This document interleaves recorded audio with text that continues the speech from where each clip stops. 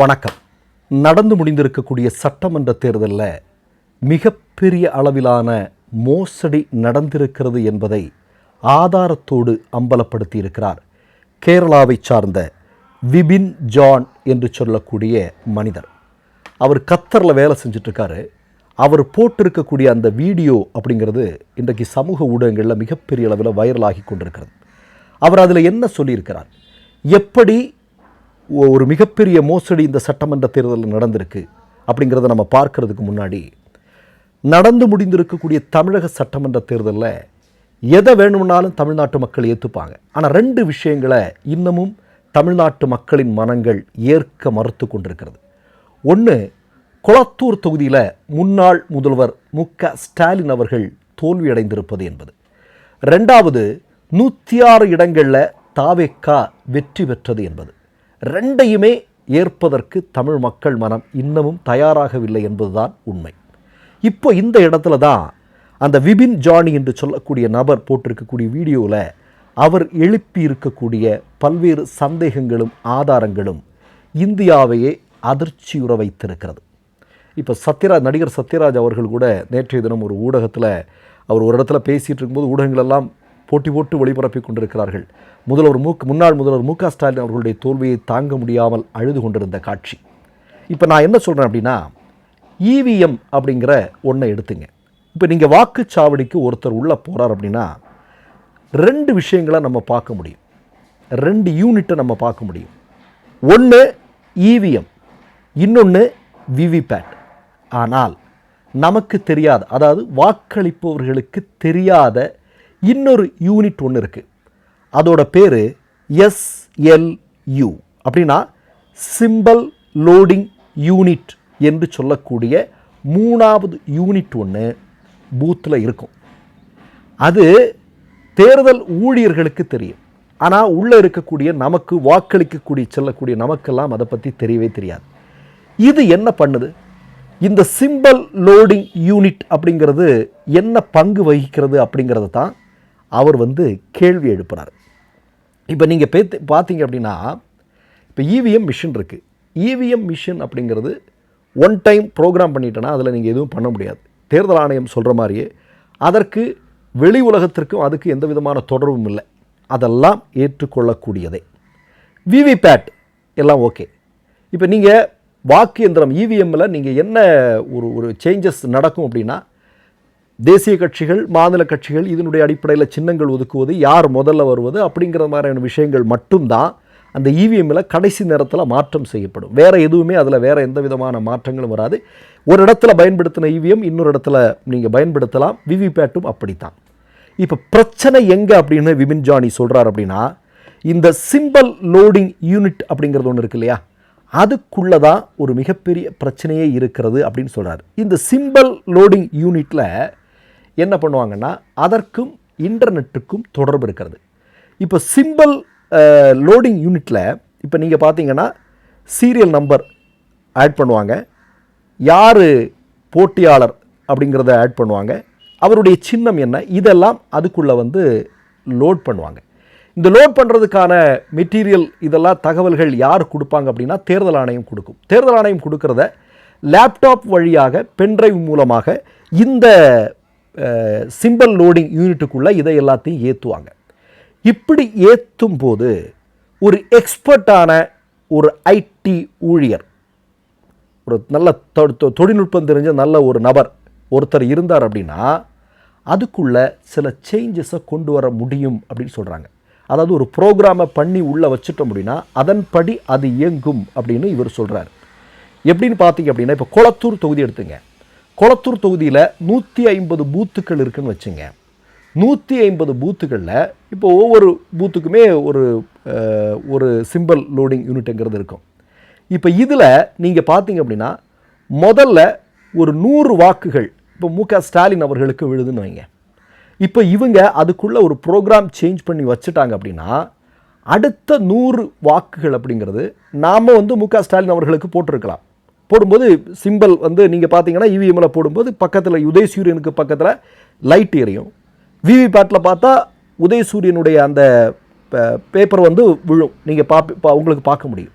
ஆனால் இந்த simple loading யூனிட்டில் என்ன நடக்குது அப்படிங்கிறது யாருக்காவது தெரியுமா? தெரியாது. அங்கே தான் ஏற்கனவே ப்ரோக்ராம் பண்ணி வச்சுருந்தா முதல் 100 வாக்குகள் இப்போ ஸ்டாலின் அவர்களுக்கு விழுதுன்னு வைங்க, அடுத்தது ஒரு 100 பேர் ஸ்டாலின் அவர்களுக்கு போட்டாலும் கூட இவர்களுக்கு வேண்டிய சின்னத்திற்கான ப்ரோக்ராமை மாற்றி உள்ளே வச்சுருந்தாங்க அப்படின்னா சிம்பிள் பீப் சவுண்டு உதயசீரனு காட்டும், விவிபேட் ஸ்லிப்பு உதயசீரனு காட்டும். ஆனால் வாக்கு என்பது இன்னொரு கட்சிக்கு போய்கொண்டே இருக்கும். அதனால் நமக்கு இதை கண்டுபிடிக்கவே முடியாது. அப்போ பூதம் எங்கே இருக்குது? பூதம் எங்கே இருக்குது அப்படின்னா சிம்பிள் லோடிங் யூனிட்டுக்குள்ளே இருக்குது அப்படின்னு அவர் சொல்கிறார். இது எல்லா இடத்துலையுமே இதை பண்ண வேண்டிய தேவையில்லை.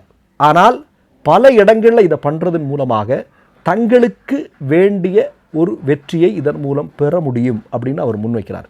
இப்போது இதில் இன்னொரு விஷயம் இருக்குது.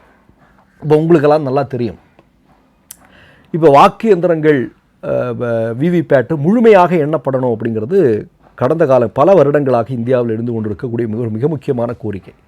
இப்போ 5 வாக்கு எந்திரங்கள் இப்படிங்கிற மாதிரி கணக்கு தான் இருக்குது. இப்போ நீங்கள் பார்த்தீங்க அப்படின்னா இந்த வாக்கு எந்திரங்களும் பதிவான வாக்குகள், விவிபேட் ஸ்லிப்பில் பதிவான வாக்குகள், இந்த விவிபேட்லையும் இந்த சிம்பிள் லோடிங் யூனிட்லையும் பதிவான வாக்குகள் ரெண்டையும் நீங்கள் ஒரு கணக்கீடு செய்யும்போது ஏதாவது குளறுபடி வருதுன்னு வைங்க. இப்போ தேர்தல் ஆணையம் ஒரு சட்டத்தை வகுத்து வைத்திருக்கிறது, அங்கேயும் நமக்கு செக்கு தான்.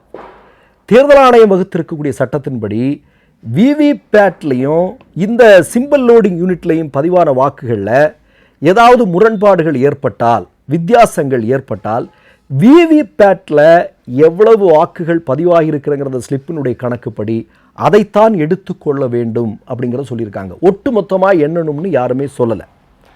ஒட்டுமொத்தமாக எல்லாத்தையும் சரி பார்க்கணும். அப்போ நீங்கள் பாருங்கள், சிம்பிள் லோடிங் யூனிட்டில் பதிவான வாக்குகளை பற்றி இங்கே எதுவுமே நம்ம ஒன்றுமே பண்ண முடியாது. விவிபேட்டில் இருக்கிறத முழுமையாக பார்த்துட்டு அதுதான் சரின்னு எடுத்துக்கலாம் அப்படின்னு சொல்கிறாங்க. அதனால தான் நீங்கள் இப்போ பார்க்கணும், விவிபேட்டையும் இவிஎம்மில் இருக்கக்கூடிய முழுமையான வாக்குகளை எண்ணுவதற்கு ஏன் தயாராக மாட்டேங்கிறாங்க? முழுமையாக எண்ணிட்டாங்க அப்படின்னா எல்லா இடத்துலையும் என்ன நடந்தது அப்படிங்கிறது பட்டவர்த்தனமாக வெளிச்சத்திற்கு வந்துடும். அது வெளி உலகத்துக்கு தெரிஞ்சிடும் அப்படிங்கிற ஒரு விஷயம் இருக்குது. இப்போது இந்த சிம்பிள் லோடிங் யூனிட்டுக்குள்ளே ஒரு லேப்டாப் வழியாக, ஒரு பென்ட்ரைவ் வழியாக இதுக்குள்ளே நான் ஏற்கனவே சொன்ன மாதிரி ஒரு சீரியல் நம்பர், எந்த வாக்காளர் போட்டியிடுறா அவருடைய பேர், அவருக்கு ஒதுக்கப்பட்டிருக்கக்கூடிய சின்னம், இதெல்லாம் உள்ளே ஏற்றும் போது அதன் வழியாக அவங்க நினைக்கிறதையும் செய்ய முடியும். ஒரு ஐடி எக்ஸ்பர்ட் நினச்சா அப்படின்னு சொல்லியிருந்தேன் இல்லையா?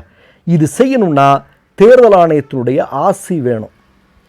தேர்தல் ஆணையத்தினுடைய ஆசி இருந்தால் மட்டும்தான் இதை செய்ய முடியும் அப்படின்னு விபின் ஜானி சொல்கிறார். அவருடைய வீடியோ இன்னைக்கு பல மில்லியன் கடந்து போயிட்டுருக்கு. இப்போ அவர் கடைசியாக ஒரு விஷயத்தை ரொம்ப எச்சரிக்கை பதிவு செய்கிறார். என்ன செய்கிறார் அப்படின்னா, இப்போ நீங்கள் பல இடங்களில் பாஜக அல்லாத சில கட்சிகள் வெற்றி பெற்றிருக்கலாம். ஆனால் நாளைக்கு 2029 ஒரே நாடு ஒரே தேர்தல் மூலமாக ஒட்டுமொத்தமான முடிவையும் தங்களுக்கு சாதகமானதாக மாற்றி விடுவார்கள் அப்படிங்கிறத அவர் எச்சரிக்கையோடு பதிவு செய்கிறார். நீங்கள் என்னதான் பெரிய கூட்டணி வைத்தாலும், என்னதான் நீங்கள் ஒரு 190 இடங்களில் வெற்றி பெறுவோம் என்கிற ஒரு நினைப்போடு நீங்கள் இருந்தாலும் இறுதி நேரத்தில் மாற்றம் அடைவதற்கான வாய்ப்பு இருக்கிறது. அதுக்கு பின்னால் இவ்வளவு பெரிய காரணங்கள் எல்லாம் இருக்குது அப்படின்னு அவர் புட்டு வைக்கிறார். அப்படி என்றால் இந்த வீடியோவை பார்த்தவரோ நமக்கெல்லாம் வரக்கூடிய சந்தேகம் என்ன அப்படின்னா, கொளத்தூரில் வேண்டுமென்றே முன்னாள் முதல்வர் மு.க. ஸ்டாலின் தோற்கடிக்கப்பட்டாரா? மேற்கு வங்கத்தில் வேண்டுமென்றே மம்தா பானர்ஜி அவர்கள் தோற்கடிக்கப்பட்டாரா? கேரளாவில் 6 சுற்றுக்கள் பினராயி விஜயன் என்று சொல்லக்கூடிய முன்னாள் முதல்வர் பின்னால் இருந்ததற்கான காரணம் என்ன? இதை எல்லாத்தையுமே இன்றைக்கு இந்திய மக்கள் கேட்க துவங்கி இருக்கிறார்கள். அப்படி என்றால் இன்றைக்கு இவிஎம் விவிபேட்டை தாண்டி அந்த சிம்பிள் லோடிங் யூனிட் என்று சொல்லக்கூடிய அந்த எந்திரத்துக்குள்ளே தான் மேஜிக் இருக்கா, பூதம் இருக்கா, பாஜக திரும்ப வெற்றி பெறக்கூடிய சூத்திரம் இருக்கா அப்படின்னு இந்திய மக்கள் கேட்க துவங்கி இருக்கிறார்கள். மற்றொரு நிகழ்வில் சந்திப்போம். நன்றி, வணக்கம். 3 யூடியூப் சேனல்கள் வியாபாரத்திற்கு இருக்கிறது. தேவைப்படுபவர்கள் இந்த எண்ணுக்கு தொடர்பு கொள்ளுங்கள். மை நேம் இஸ் ரெட் சேனலை சப்ஸ்கிரைப் பண்ணிக்கோங்க, அதுக்கப்புறமா பக்கத்துல இருக்கிற ஜாயின் பட்டனை கிளிக் பண்ணீங்கன்னா ஒரு நியூ பேஜ் ஒன்று ஓப்பன் ஆகும். அதுலயும் ஜாயின் பட்டனே கிளிக் பண்ணிக்கோங்க. அதுல பாத்தீங்கன்னா credit R debit card options இருக்கு. இதுல உங்களுக்கு விசா, மாஸ்டர் கார்டு, ரிப்பே அப்படின்னு 3 ஆப்ஷன்ஸ் கொடுத்துருக்காங்க. அதுல நீங்க எந்த கார்டு சூஸ் பண்றீங்களோ அந்த கார்டோட நம்பர் என்டர் பண்ணிக்கோங்க. அப்புறமா கார்டோட வேலிடிட்டி மந்த் அண்ட் இயரை டைப் பண்ணிக்கோங்க. அடுத்தபடியா உங்க கார்டோட பின்னால CVC கோடுன்னு சொல்லிட்டு 3 நம்பர்ஸ் கொடுத்துருப்பாங்க. அந்த நம்பரை இதுல என்டர் பண்ணிக்கோங்க. அப்புறமா அட்ரஸ் அண்ட் இன்ஃபர்மேஷன் என்டர் பண்ணிட்டு பைங்கிற பட்டனை கிளிக் பண்ணிக்கோங்க. ஒருவேளை உங்க கார்டு நம்பர் இன்வாலிட்னு காமிச்சிச்சுன்னா உங்க கார்டுல இன்டர்நேஷனல் யூசேஜை எனேபிள் பண்ணுங்க.